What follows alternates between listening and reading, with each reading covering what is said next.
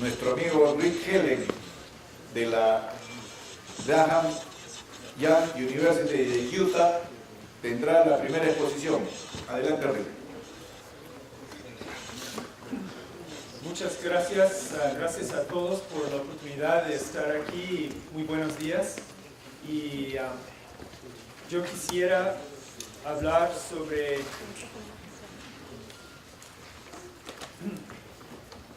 más que nada sobre el tema del germoplasma y de la genética y el origen de la quinoa. Esta presentación represento a mi colega y cuñado de la Universidad de Brigham Young en el estado de Utah de los Estados Unidos. Yo espero pueda hablar sobre estos temas. Primero, en esta presentación, sobre la ascendencia y genética del cultivo de quinoa, cómo garantizar la calidad de semilla y un poco sobre el proyecto que tenemos en Bolivia y hemos tenido por los últimos 13 años con la Fundación ProIMPA. Y más tarde, en otra presentación, voy a tocar en los otros puntos. Bueno, esta es la Universidad de Brigham Young, es la universidad privada más grande de los Estados Unidos. Yo represento el estado de Utah, está en el oeste de los Estados Unidos, en una zona más o menos parecida a la zona andina, pero a una altura más baja, 1500 más o menos metros. Estamos.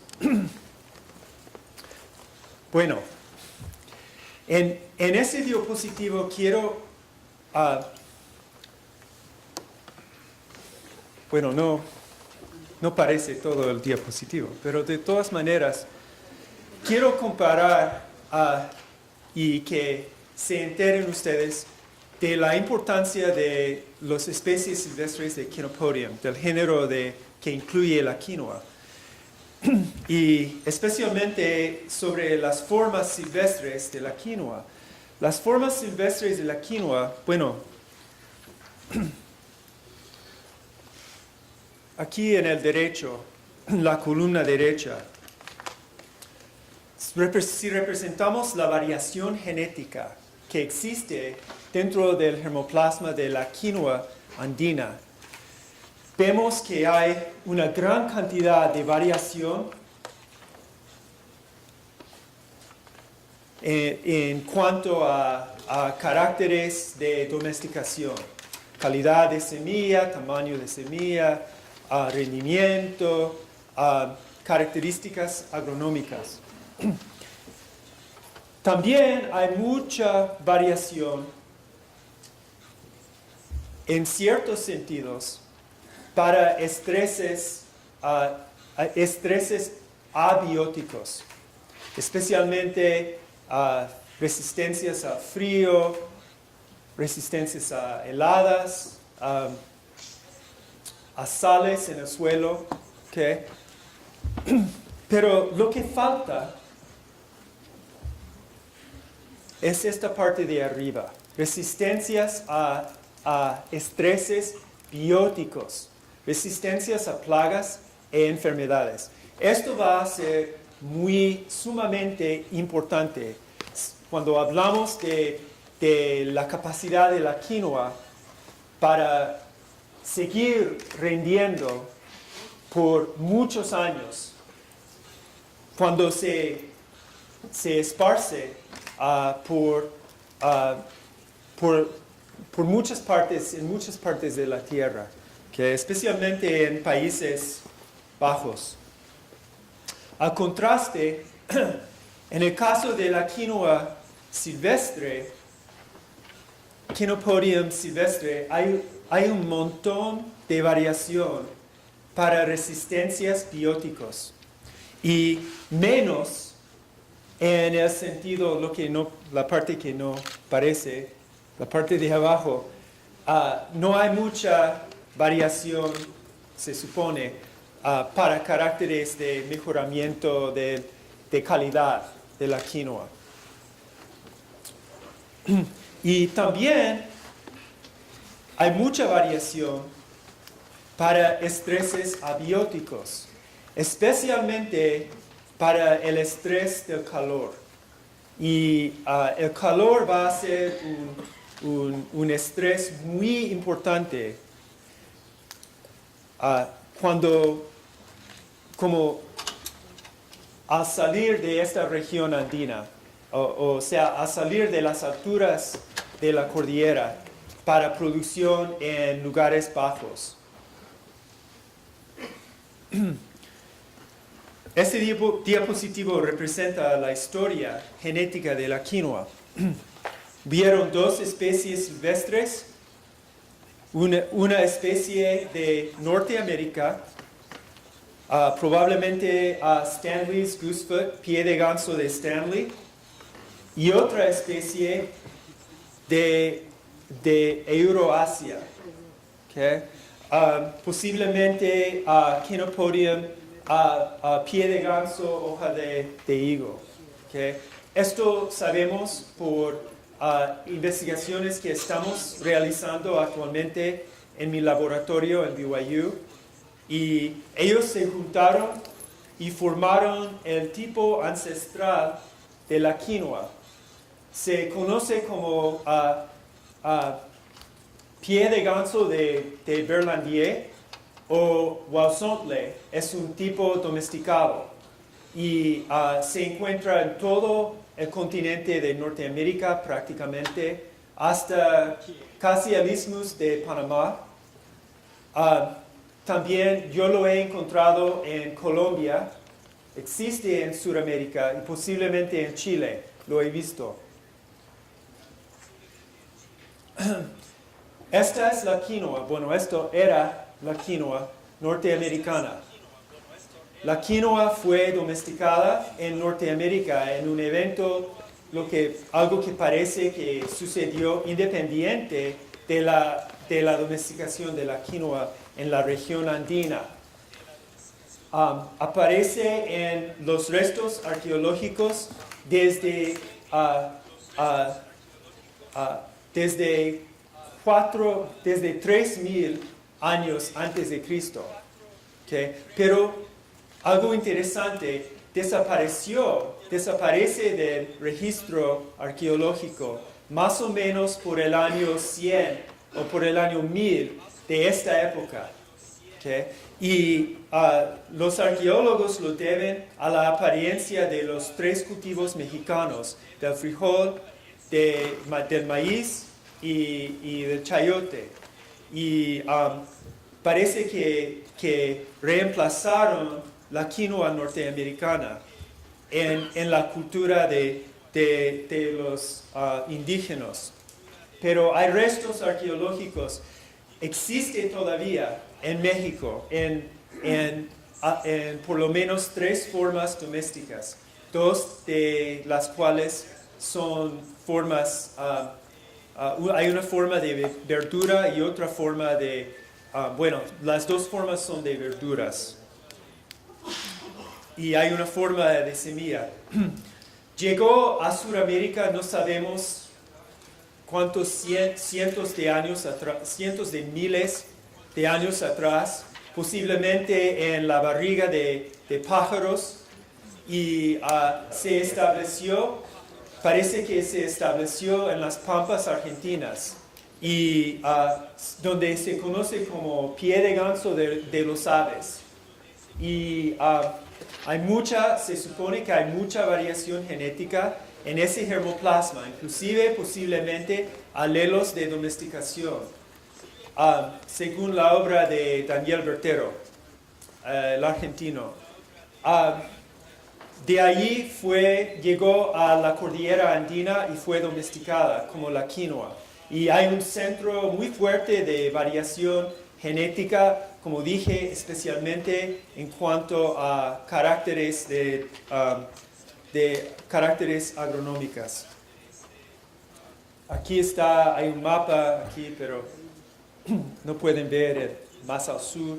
Hay varios centros de domesticación de esta especie y debemos de empezar a pensar en la quinoa como una especie de todas las Américas, porque tendremos como mejoradores de la quinoa, tendremos que pensar en e utilizar la variación genética que se encuentra en todas partes de las Américas para mejorar la quinoa, inclusive la quinoa de la sierra, porque cuando los argentinos comienzan a producir grandes cantidades de quinoa, y los ingleses, y los mexicanos, y los norteamericanos, y los pakistaníes,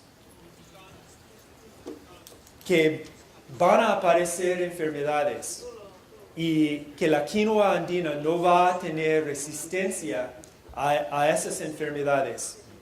Y eso es los más importante en cuanto al mejoramiento de este cultivo, es anticipar lo que está esperando en otras partes del mundo para atacar la quinoa. La quinoa es como un huérfano que ha estado en ha vivido en su huérfanaje. Sí, ¿me entienden? Y ahora está creciendo, está listo para salir y conocer el mundo. Y es un mundo lleno de peligros, porque la quinoa tiene relaciones muy grandes, muy comunes en todas partes del mundo, que han tal como Chenopodium album, que han evolucionado por millones de años en la presencia de plagas e enfermedades, y están esperando la llegada de la quinoa. Estos dos diapositivos representan un proyecto que hemos tenido por los últimos 13 años con los bolivianos, y tenemos colaboraciones con la doctora Gómez en la agraria y con varios otros investigadores fuera de Bolivia. Estamos desarrollando herramientas moleculares, estamos viviendo en el siglo de ADN, y esperamos utilizar estas herramientas para acelerar el mejoramiento de este cultivo, tal como lo hemos hecho con los bolivianos. Gracias por su tiempo. Invitamos al doctor Mario Tapia de la Asociación Nacional de Productores Ecológicos del Perú. Muy buenos días. En primer lugar, agradecer a los organizadores que nos hayan invitado a algunos colegas peruanos a hablar sobre la quinoa. Y mencionarles algo bien importante. En octubre del año pasado era el lanzamiento del Año Internacional de la Quinoa en las Naciones Unidas. Ustedes saben que hubo un tremendo tornado, un problema climatológico que no permitió.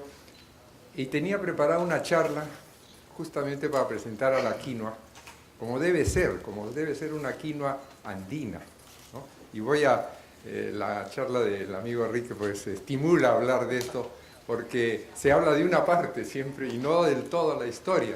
Entonces yo quería comentarles un poco el camino de miles de años que tiene la quinoa, repitiendo un poco esa charla, muy rápidamente porque me dicen que hay poco tiempo, pero para llegar a algo que quizás sí podría ser de interés de todos, el costo de producción de la quinoa.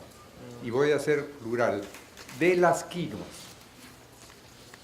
Bueno, rápidamente, ¿no? En primer lugar hay toda una historia, registros de que la agricultura andina desarrolló no solo la quinoa, sino la cañigua, la kiwicha, el tarwi, tubérculos andinos, raíces, frutales. Es un centro de origen y domesticación de plantas del mundo. Y eso no lo digo yo, sino lo han dicho muchos investigadores desde Babilo. Pero esa riqueza tremenda, y ahora estamos celebrando el año de la quinoa, el 2008 el año de la papa, y ustedes algún día sería importante celebrar el año de la agricultura de montañas de los Andes, que la compartimos con varios países, ¿no? Ustedes ven, por ejemplo, la distribución de la quinoa, que se llama suba en Colombia, que se llama daue en el sur, quinoa en Chile, etc. Toda esta región domesticó las plantas, pero las domesticó también de parientes silvestres que no se han mencionado, pero son más de 4 especies afines a la quinoa: Hircinum, Petiolare, Bertanlieri. No tenemos, no sé si hay esa referencia en la zona, puede ser, ¿no? Importante. Pero lo interesante es que esta quinoa se domesticó en sistemas andinos de producción. Tienen ustedes los laimes, por ejemplo.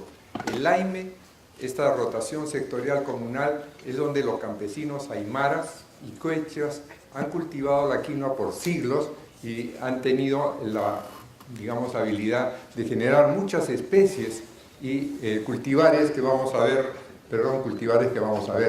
La historia es larguísima y va a pasar un poco rápido, pero ya el Inca Garcilaso de la Vega llevó quinoas a España, pero lamentablemente en el viaje se le murieron porque no soportaron el recorrido de más de 3 meses. Hubiera sido diferente la historia si él llegaba a cultivar en España. Pero investigadores como el doctor César Vargas y Martín Cárdenas ya investigaron la biología, etcétera, y la domesticación de estas plantas. Y no se olviden que en 1968, más de 45 años, ya en la Universidad de Puno se tuvo la primera convención de que no podía ser quinoa y cañigua, donde el ingeniero Humberto Gandarillas, boliviano, nos dio las pautas de lo que debía y cómo debía investigarse la quinoa, utilizando la tremenda diversidad. Ya por ejemplo, también en 1979 se publica el primer libro de la quinoa integral, más de 14 autores bolivianos y peruanos. Ahí está el ingeniero Humberto Gandarillas, que hace el primer estudio de algo que nos ha interesado, que lo estamos haciendo ahora con Concitec, las razas de la quinoa, y que agradecemos a la Universidad de Utah que nos va a apoyar en la determinación de los ADN y toda la caracterización morfológica para hablar de las quinoas entonces. Pero también tenemos este famoso libro, yo siempre lo comento, integral, Lost Crops of the Incas, un excelente libro con una información muy llevada hasta esa época muy bien, pero lamentablemente con un mal título, Lost Crops. No están perdidos y no son de los incas, sino de los pre-incas y mucho más. Pero hablemos ahora, y ahí lo quiero llevar después a los costos de producción. ¿Estamos hablando de una quinoa o estamos hablando de diferentes tipos de quinoa adaptadas a diferentes zonas ecológicas? Y eso es lo importante. Quinoas de valle, quinoas de altiplano, quinoa de los salares en Bolivia, quinoa a nivel del mar, la quinoa en Chile, incluso, que lamentablemente estamos por recuperarla, la quinoa de las zonas tropicales, que viene de las zonas yungas colectadas una vez en Bolivia. Y tenemos el trabajo de la Universidad Agraria, dirigido por Luz Gómez, con ya un registro, un catálogo del Banco de Germoplasma de quinoa, que por supuesto falta completar, hacer el Banco Nacional, interviniendo el INIA, las universidades, etcétera, instituciones que estén interesadas. Y tenemos también que han habido talleres, el primer taller internacional de la quinoa, los 3 congresos de quinoa internacionales, donde ya hemos hablado suficientemente, creo, por dónde debería estar el camino a investigar. Pero la quinoa no se ha quedado en los Andes, sino incluso hay ya trabajos en los Himalayas. Brevemente, un budista, un sacerdote budista, esto se llevó las primeras semillas de Bolivia, las sembraron y ahora hay más de 300 hectáreas en el Tíbet, que tuve oportunidad de visitarlas, con grandes dificultades, no de producción, sino de uso. Cómo consumir, cómo saber qué utilizarlas. Y esa es la gran ventaja que hemos tenido aquí en el Perú, que los cocineros han dado vuelta a esto de saber cómo prepararla en diversas formas y ahora tiene una gran atracción. Entonces, pero la quinoa también ha llegado a Estados Unidos. En 1981 se hizo la primera exportación de quinoa a Colorado. Entonces tenemos ahí, por ejemplo, estos mueslis de quinoa, que son un equivalente para el desayuno. Y aquí termino diciendo que también el tema de seguridad alimentaria que se ha tocado aquí, creo que es importantísimo hablar. ¿Qué vamos a hacer? ¿Un país exportador de quinoa con problemas de desnutrición infantil?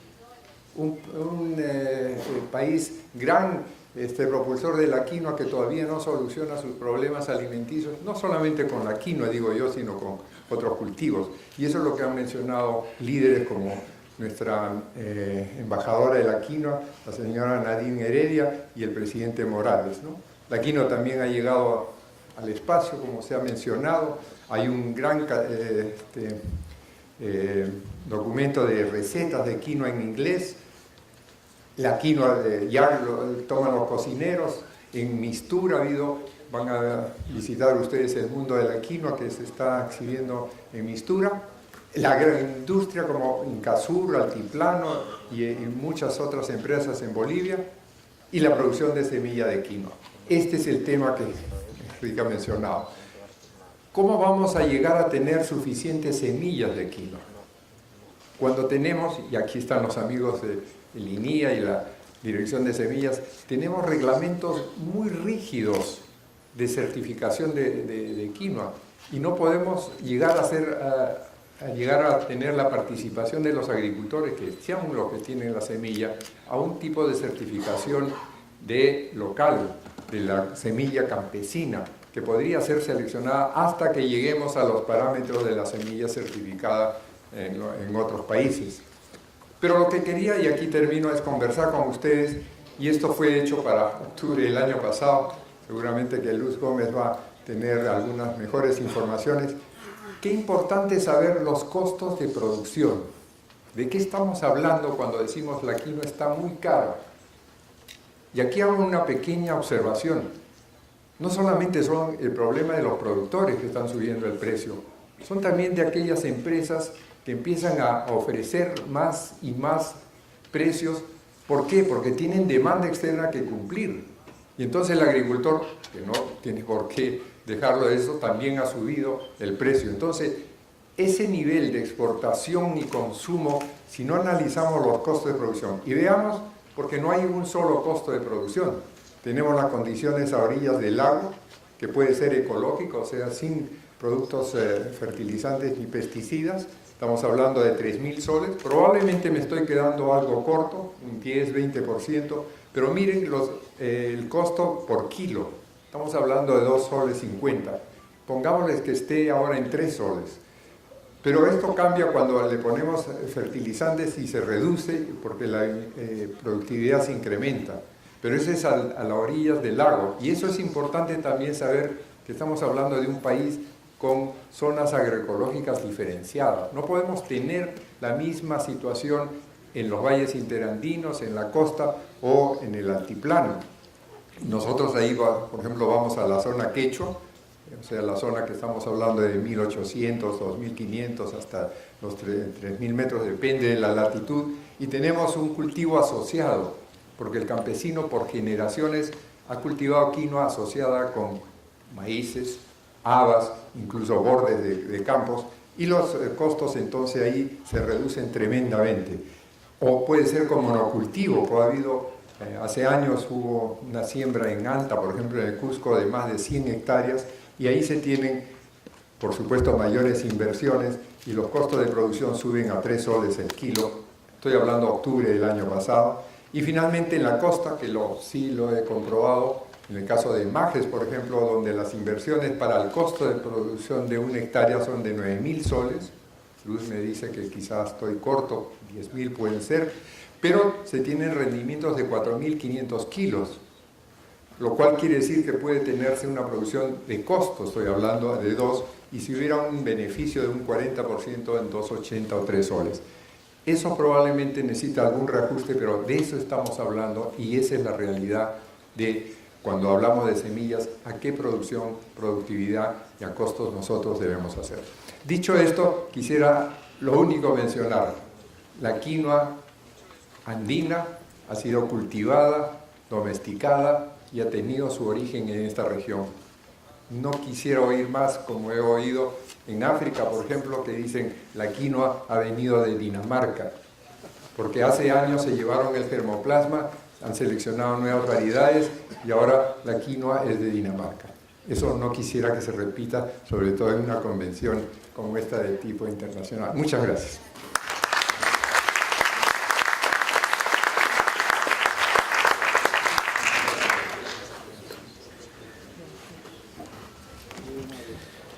Invitamos a la doctora Luz Gómez, quien tiene una maestría en Oregon State University y se doctoró en la Universidad Ciego de Ávila, en Cuba. Cabe mencionar que Mario Tapia es ingeniero agrónomo y también PhD en Colorado State University. Y Rick Helen es doctorado en la VU de Utah, en la Universidad VU de Utah. Todos estos investigadores de lujo están contribuyendo con Sierra Exportadora. Estamos tratando de hacer un comité organizador de la red de quinoa y granos andinos y a la vez también estamos contribuyendo con el CONCITEC para poder hacer la prospectiva y la vigilancia tecnológica de la quinoa y granos andinos. El día de ayer hemos tenido una reunión en la cual se han juntado estos dos comités para poder contribuir con especialistas de la calidad de los antes mencionados y otros más que están por llegar. Adelante, Luz. Buenos días. Agradezco a Sierra Exportadora la oportunidad de comentar un poco sobre la situación de la quinoa. El tema que me han dado es variedades de quinoa del Perú y su rendimiento. Primero quise presentarles una serie histórica de los rendimientos nacionales desde el año 1951 hasta el 2011, que son los últimos datos oficiales que figuran en las series históricas del MINAC. Como podemos ver, los rendimientos, el rendimiento más alto se reporta para 1959, con 1.208 kilos, y en el año 2011 estamos hablando de 1.161 y posiblemente ya estemos llegando a los 1.200. Y ha habido años como los de 1971, donde se reporta realmente 426 kilos por hectárea. Entonces, si nosotros analizamos esta situación, realmente nos debemos preguntar qué ha cambiado, qué no ha cambiado para que nosotros sigamos teniendo estos rendimientos todavía actualmente con tanta promoción que tiene la quinoa. Aquí tenemos algunos datos ya, digamos, de algunos departamentos, como Arequipa, que tiene el rendimiento más alto, como nos lo enseñaron, pero también están departamentos como Huancavelica, Junín, Cusco. En realidad, Junín y Cusco siempre mantuvieron el cultivo junto con Puno, porque en algunas zonas del Perú desapareció el cultivo de quinoa. Y incluimos a Huancavelica porque es un departamento que tiene, digamos, mucha pobreza y debería sembrar quinoa para, digamos, que sea un alimento básico para tanta población que tiene problemas de desnutrición. Y estamos trabajando en la agraria justamente en los departamentos de Junín y Huancavelica, y por supuesto en La Molina, en condiciones de costa, venimos trabajando desde que fue creado el programa en el año 1968.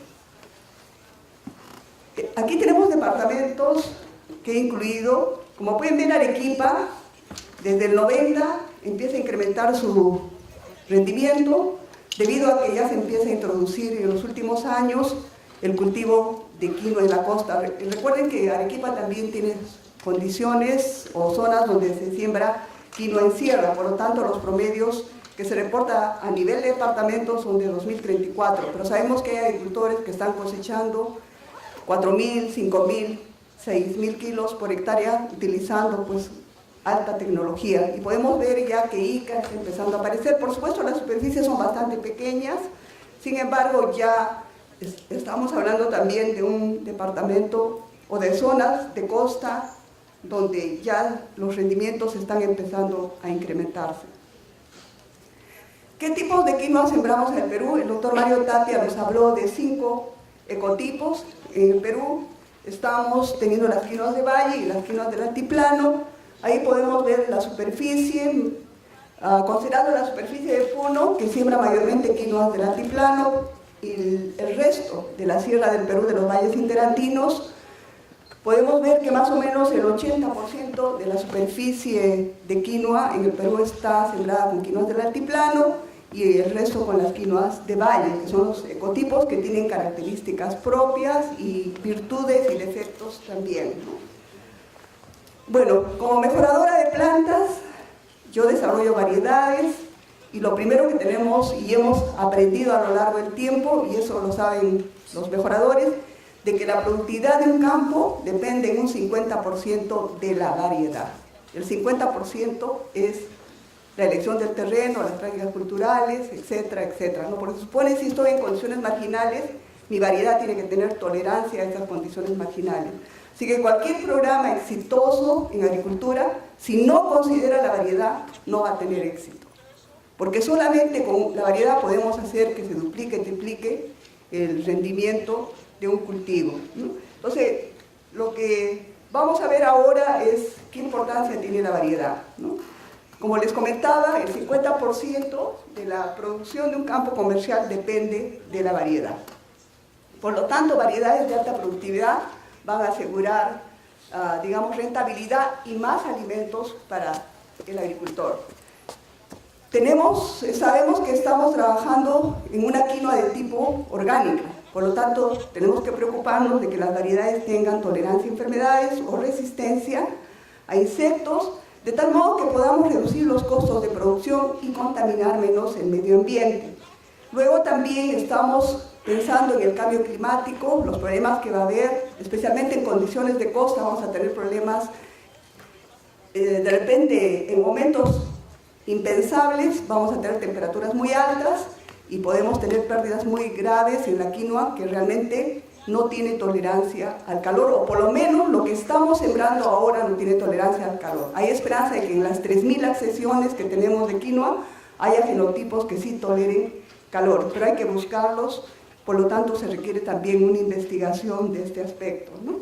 Luego también estamos viendo que la quinoa tiene tolerancia a sales, por lo tanto, una variedad altamente productora y con tolerancia a sales nos va a permitir incorporar tierras marginales de la costa, ¿no? Entonces, y la calidad, porque la calidad es lo que demanda la industria y lo que demanda el usuario final. Por lo tanto, todos esos aspectos tenemos que considerarlos en el desarrollo de variedades modernas, utilizando, por supuesto, el material que tenemos. ¿Qué importancia tiene la semilla? Acabo de describirles una variedad ideal de quinoa.